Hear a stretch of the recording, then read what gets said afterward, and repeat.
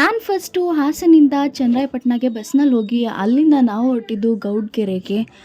ಯಾಕಂದರೆ ನಿಮಗೆ ಗೊತ್ತಲ್ಲ, ಅಲ್ಲಿ ತಾಯಿ ಚಾಮುಂಡೇಶ್ವರಿ ಹೋಗ್ತಾ ದೊಡ್ಡಮ್ಮ ದೇವಿ ದರ್ಶನನೂ ಮಾಡ್ಕೊಂಡು ಪೂಜೆ ಮಾಡಿಸ್ಬೇಕಿತ್ತು ನನ್ನ ಫ್ರೆಂಡ್. ಸೊ ಹಾಗಾಗಿ ಪೂಜೆ ಮಾಡಿಸಿ, ಕಾರ್ ಪೂಜೆನೂ ಮಾಡಿಸಿ, ತಾಯಿಗೆ ನಮಸ್ಕಾರ ಹಾಕಿ ನೆಕ್ಸ್ಟ್ ನಾವು ಅಲ್ಲಿಂದ ಗೌಡ್ಗೆರೆಗೆ ಹೋಗ್ತಾ ಸಾಂಗ್ ಹಾಡ್ಕೊಂಡು ಎಂಜಾಯ್ ಮಾಡ್ಕೊಂಡು ಹುಲಿದುರ್ಗ ಹತ್ರ ಒಂದು ಬೆಟ್ಟ ಕಾಣಿಸ್ತು. ಅದು ಯಾವುದು ಅಂತ ಕಮೆಂಟ್ ಮಾಡಿ.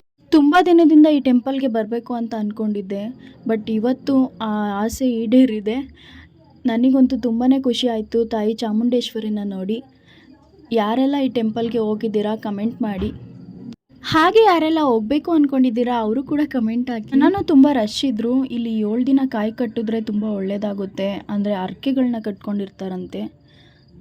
ನೆಕ್ಸ್ಟ್ ತಾಯಿ ದರ್ಶನ ಮಾಡ್ಕೊಂಡು ನಾವು ಮ್ಯೂಸಿಯಮ್ಗೆ ಹೋಗೋಣ ಅಂತ ಹೇಳಿ ಹೋಗ್ತಾ ಇದ್ವಿ. ಮ್ಯೂಸಿಯಂ ಮಾತ್ರ ತುಂಬಾ ಚೆನ್ನಾಗಿತ್ತು, ನನಗಂತೂ ತುಂಬ ವರ್ತ್ ಅನ್ನಿಸ್ತು.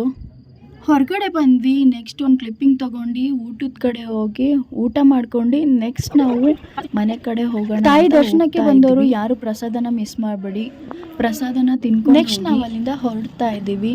ಹೋಗ್ತಾ ಹೋಗ್ತಾ ನಮ್ಮ ಕಾರು ಒಂದು ಸ್ವಲ್ಪ ಪ್ರಾಬ್ಲಮ್ ಆಯಿತು. ಸೊ ಅದಕ್ಕೆ ನಾವು ಬಸ್ ಕಾಯ್ತಾ ಕೂತಿದ್ವಿ, ಕಾರ್ನ ಸೈಡಿಗೆ ಹಾಕಿ. ಸೊ ವೆಯ್ಟ್ ಮಾಡಿ ಟೋಲ್ ಮಾಡೋಕ್ಕೆ ಗಾಡಿ ಬಂತು. ನೆಕ್ಸ್ಟ್ ಗಾಡಿನ ಟೋಲ್ ಮಾಡ್ಕೊಂಡು ನಾವು ಮನೆ ಕಡೆ ಹೊರಡ್ತಾ ಇದ್ದೀವಿ. ಹೋಗುವಾಗ ಅಲ್ಲಿ ಡಾಬಾದಲ್ಲಿ ಊಟ ಮಾಡ್ಕೊಂಡು ನೆಕ್ಸ್ಟ್ ಮನೆ ಕಡೆ ಹೊರಟ್ವಿ. Thank you for watching.